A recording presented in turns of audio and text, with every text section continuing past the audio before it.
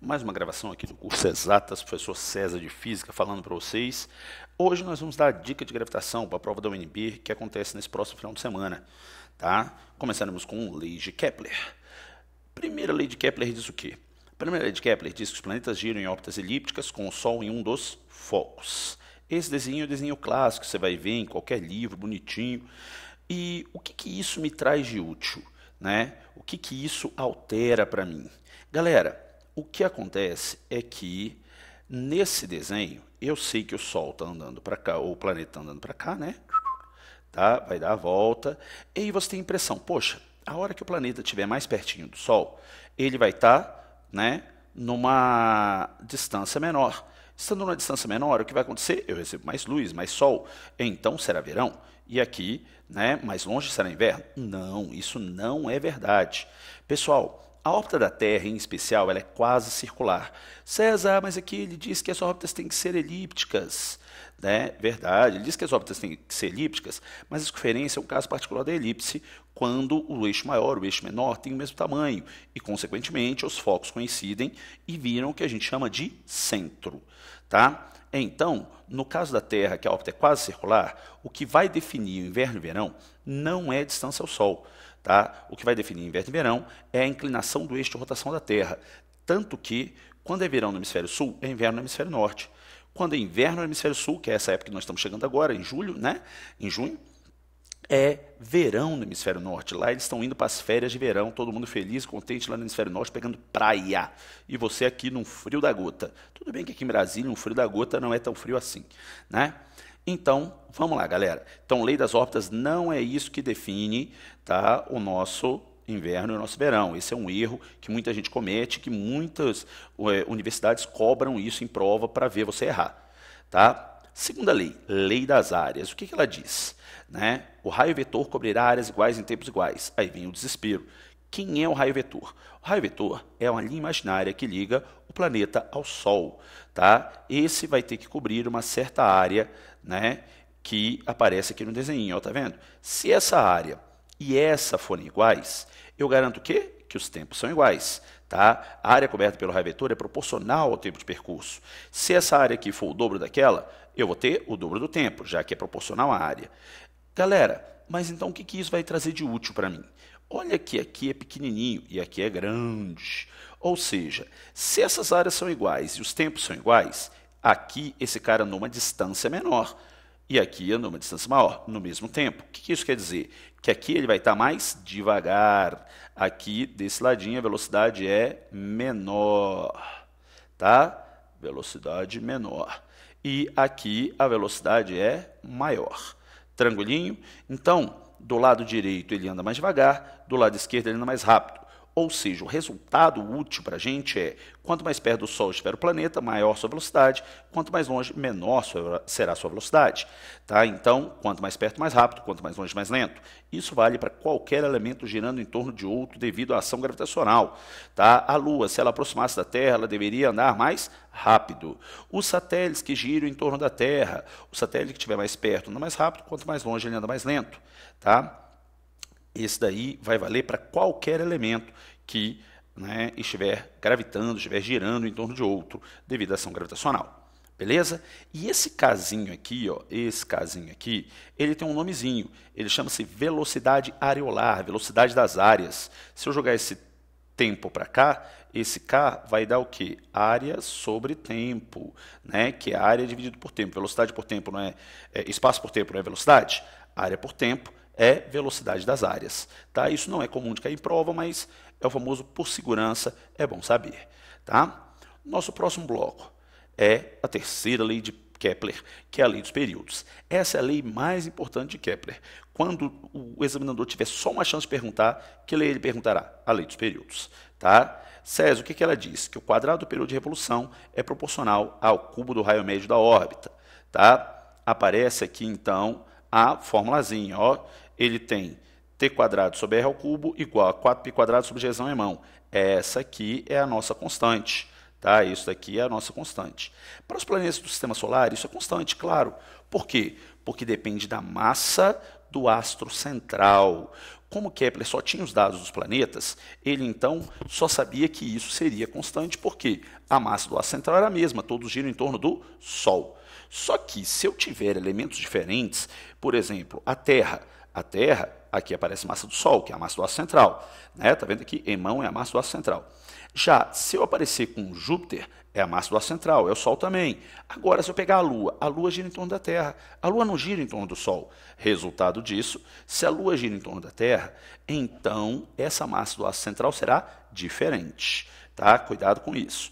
Então, o resultado é, quanto mais perto, quanto menor esse raio, eu vou ter menor período, eu vou demorar menos para dar uma volta. E demorar menos para dar uma volta, tem um nome para a gente. Dar uma volta chama-se ano, tá? Ou seja, se alguém te perguntar quantos anos você tem, ele quer saber quantas voltas você deu no Sol. Olha que bonitinho. Se alguém te perguntar quantas voltas você deu no Sol, não diga, não, nunca fui lá. Tá? Deixa de ser besta. Tá? Ele está perguntando sua idade. Claro que ninguém pergunta isso, porque a maioria também não sabe. Né? Seu coleguinha também não sabe dessa. César, então, o que você quer me dizer? Que quanto menor a distância ao Sol, né, menor vai ser o tempo que ele demora para dar uma volta. Ou seja, Mercúrio demora menos que a Terra para dar uma volta, algo em torno de 78 dias. Já Marte, que é o quarto planeta, demora mais para dar uma volta. Por quê? Porque a distância é maior até o Sol. Tá? Inclusive, só a título de conhecimento, Plutão, tá? César, mas Plutão não é mais nem planeta. Não interessa, ele gira em torno do Sol, estão valendo as leis de Kepler para ele. Não interessa se chamaram ele de planeta ou não, o nomezinho que deram não faz diferença, a gravitação é a mesma. Tá? Plutão demora 247 anos terrestres para dar uma volta no Sol. Né? Se morasse Plutão, ninguém faria aniversário. Tá?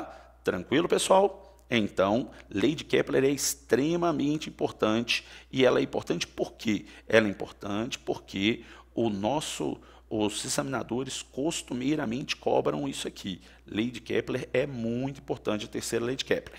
Tranquilo? Então, vamos lá. Vamos continuar agora para o nosso próximo bloco. O nosso próximo bloco é gravitação universal. E a gente fala da lei de gravitação universal. O que a lei de gravitação universal me entrega?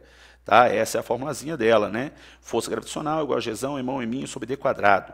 Ela fala da força de atração ou repulsão, né? No caso aqui, para a gravidade ela é só atração, mas vocês lembram que tem uma parecidinha com ela, né? César, qual é a parecidinha com ela? Força elétrica, lembra? Q sobre D quadrado. São duas forças de campo, tá? Essa aqui pode ser atrativa ou repulsiva. Essa aqui só atrativa. César, por que você falou de força elétrica no meio da gravitação? Porque a UNB já perguntou sobre isso, do fato de que a força elétrica pode ser atrativa ou repulsiva e a gravitacional não. A gravitacional é obrigatoriamente atrativa. Cuidado com isso. Esse Gzão é a constante de gravitação universal. Ele vale 6,67 10 a menos 11, tá? César, precisa decorar? Não precisa decorar, isso aqui tem que estar na sua prova se você precisar utilizar isso, tá? Essas daqui são as massas dos corpos envolvidos e D a distância entre o centro de massa deles, tá? Então, por exemplo, se eu tiver, né, a Terra aqui, Terra, e a Lua girando em torno da Terra, tá? Ixi, minha circunferência ficou horrível, hein? Nossa senhora, me desenha mal pra caramba. Mas tudo bem, né? O importante é a ideia, né? Essa força gravitacional, a distância será do centro da Lua ao centro da Terra, tá? Que também seria chamado de raio da minha órbita. César, e por que você está me dizendo isso? Porque o próximo bloquinho, que é a velocidade orbital, eu acabei desenhando em cima dela, né, vai falar sobre isso. A velocidade orbital é a velocidade que essa Lua tem que ter para continuar orbitando a minha Terra. A velocidade orbital vale raiz de Gzão Emão sobre R. Esse R é exatamente o D que aparece na fórmula de cima. Por quê? Porque é a distância entre os centros de massa. Então, esse R aqui é o raio da órbita, tá? É o raio da órbita. Ops. Raio da órbita, tá? Órbita. Tranquilinho? Beleza, galera? Então, isso aqui é importante. E aqui tem uma outra coisa muito legal. Ops, tá sumindo minhas coisas, né, rapaz? Ô, droga. Né? Raio, apareceu raio para vocês? Não apareceu? Raio. Tá. Olha o que acontece. Aqui tem uma coisa muito interessante. Olha o que ele me diz, que a velocidade orbital depende da distância e é inversamente proporcional à raiz quadrada da distância. César, o que isso quer dizer com isso? Que quanto maior a distância, menor a velocidade. Quanto menor a distância, maior a velocidade. Lembram lá da segunda lei de Kepler? Isso aqui está garantindo que a segunda lei de Kepler está falando a verdade. Então, quanto mais longe, mais lento, quanto mais perto, mais rápido. E mais, o que mais, César? Essa velocidade orbital, ela também me dá um outro elemento. O que? Ao dizer que ela depende da distância, ela me garante que todos que estejam à mesma distância têm a mesma velocidade orbital. César, o que isso quer dizer? Se todos que estão à mesma distância têm a mesma velocidade orbital, não corre o risco de um satélite bater no outro, já que eles estarão em fila indiana, um atrás do outro, com a mesma velocidade. Principalmente aqueles que são geoestacionários, que você conhece. César, o que é um satélite geoestacionário? Geoestacionário é aquele que dá uma volta na Terra em 24 horas. Logo, se ele demora as mesmas 24 horas para dar uma volta na Terra, esse satélite vai ficar parado em relação à superfície da Terra. Ele tem que ter uma órbita de 24 horas, uma órbita circular e equatorial. Tranquilo? Tá? Para que ele seja geoestacionário, ele tem que ter uma órbita circular, equatorial e com 24 horas de duração de período. Tranquilo? E isso daí é o que a gente usa para satélite de telecomunicações. Tá? Então, continuando.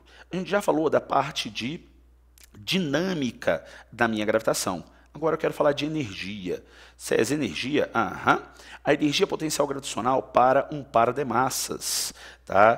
Qualquer par de massas, ele vai ter essa energia potencial gravitacional. Cuidado, ó, tá vendo? Ela é negativa, tá? Por favor, não faça besteira. É menos Gzão é mão em mim sobre D. César, então, quer dizer que quanto mais perto, menor a energia? Quanto mais perto, essa energia vai diminuindo. Se eu for fazer um gráfico aqui, né, de energia, essa energia ela é negativa, tá? Essa energia ela é negativa. Tranquilinho? Então, me interessa que ela seja cada vez menor. Tranquilinho? Tá? Eu vou apagar aqui porque ela está me atrapalhando. Tá? Belezinha? César, então quer dizer que perto ela é menor e longe ela é maior. Só que se eu aumentar esse D muito, aumentar ele for muito longe, essa energia potencial no infinito tende a zero. Tá? Ela tende a 0 joules no infinito. Tá? Por quê? Porque quando eu afastar demais da Terra, a ação que a Terra vai gerar sobre esse ponto tende a 0. Eu não vou ter gravidade sobre esse ponto, eu não vou puxar esse ponto por efeito gravitacional. Tá? Então, agora vamos à velocidade de escape. Qual é a velocidade de escape? Formulazinha, raiz de Gzão é mão sobre R. Mas qual é a utilidade dela? Ela me diz qual é a velocidade que eu preciso para jogar algo e esse algo escapar da gravidade do planeta. Parece algo assim muito não útil, pelo contrário, é extremamente útil. Porque é isso que vai dizer se um certo planeta consegue ou não ter atmosfera. Quanto maior a velocidade de escape, mais difícil para esses gases escaparem do planeta. E esse planeta passa a ter atmosfera. Se a velocidade de escape é pequena, né, no caso, a velocidade de escape da Lua, né, é pequena. Né, da Lua é baixa. César, então quer dizer que se eu botar a atmosfera na Lua, essa atmosfera não ficará lá? Não vai ficar lá. Se eu botar a atmosfera na Lua, essa atmosfera não fica lá. Tá? Então não adianta levar gás para a Lua que você não consegue criar atmosfera. Eu precisaria que a Lua tivesse ou mais massa ou um menor raio. Tá? Porque raio está inversamente e a massa está diretamente proporcional. Claro que nós temos uma raizinha aqui. Tranquilo? Então você já entendeu para que serve a velocidade de escape, além de lançar, né, as nossas sondas espaciais. Cuidado, a velocidade de escape é para lançar sonda, aquela que vai embora e não volta mais. Tá? Velocidade que eu preciso para lançar foguetes é a minha velocidade orbital. Olha aqui na página anterior. Tá? Essa daqui é a velocidade que eu preciso para um foguete. Ele tem que ter essa velocidade quando chegar na altura certa. Tá? Inclusive, um detalhe. Ops, volta! Meus slides desapareceram. Tá aqui. Né? Inclusive, um detalhe, galera, que você provavelmente não sabe. Oh, meu Deus, está aqui meu slide. Essa velocidade de escape, tá? Ela aqui vai me dizer quanto que eu preciso para ir embora e não parar nunca. Ou seja, a velocidade de escape acontece quando a energia mecânica do sistema for 0. Tá? Quando a energia mecânica do sistema for zero, eu tenho o que a gente chama de velocidade de escape, que é a velocidade para ele escapar, ir embora e nunca mais cair de volta no bioplanetinha. Tranquilo, galera? Então, muito obrigado, espero ter sido útil a todos. Né?